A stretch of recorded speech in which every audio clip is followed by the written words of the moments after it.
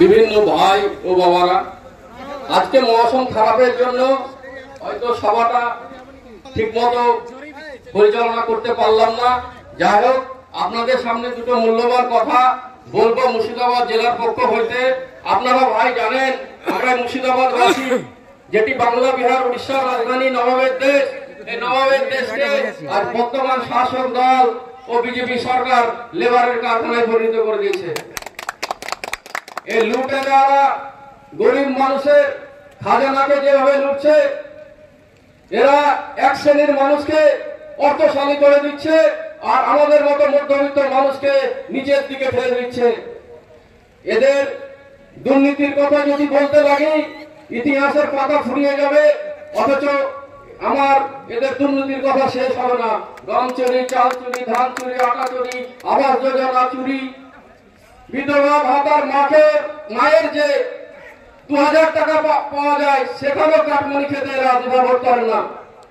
তো যাই হোক, আপনারা কেন ইন্ডিয়ান সেকুলার ফ্রন্ট করবেন, আইএসএফ কেন করবেন, আমি বা আইএসএফ এ কেন এসছি, তার জন্য দু একটা কথা বলছি। সামনে যেহেতু আকাশের অবস্থা ভালো নাই, কারণ আমরা যখন 2021 জানুয়ারি 2023 সালে কলকাতার রাজপথে আমার ছোট ভাইজান পার্টির প্রতিষ্ঠা দিবস উপলক্ষে একটি সভা করেছিলাম, আপনারা নিশ্চয় জানেন।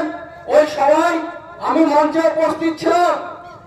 আমার ভাইকে বর্তমান শাসক দল ও তার বিভিন্ন অফিসারকে দিয়ে মিথ্যা ভাবে, অত্যাচারিত ভাবে তার উপরে বিভিন্ন দিক দিয়ে লাঠিচার্জ করে তাকে লালবাজার গারদে জেলে নিয়ে যাওয়া হয়।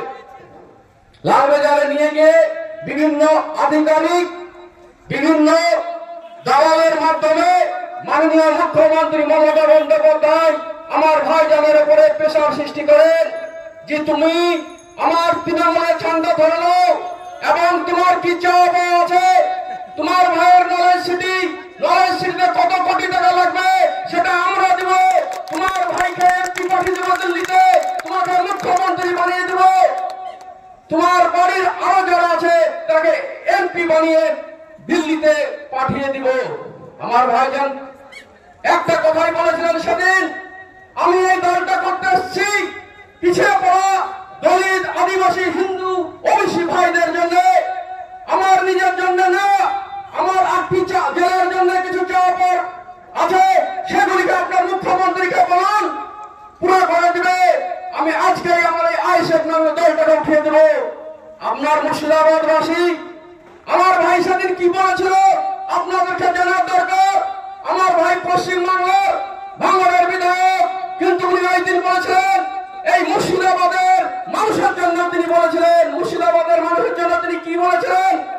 পিজি হাসপাতালের মতো আমার মুর্শিদাবাদে একটি হাসপাতাল বানিয়ে দিতে হবে, কলকাতা ইউনিভার্সিটির মতো একটি পূর্ণাঙ্গ বিশ্ববিদ্যালয় মুর্শিদাবাদে বানিয়ে দিতে হবে।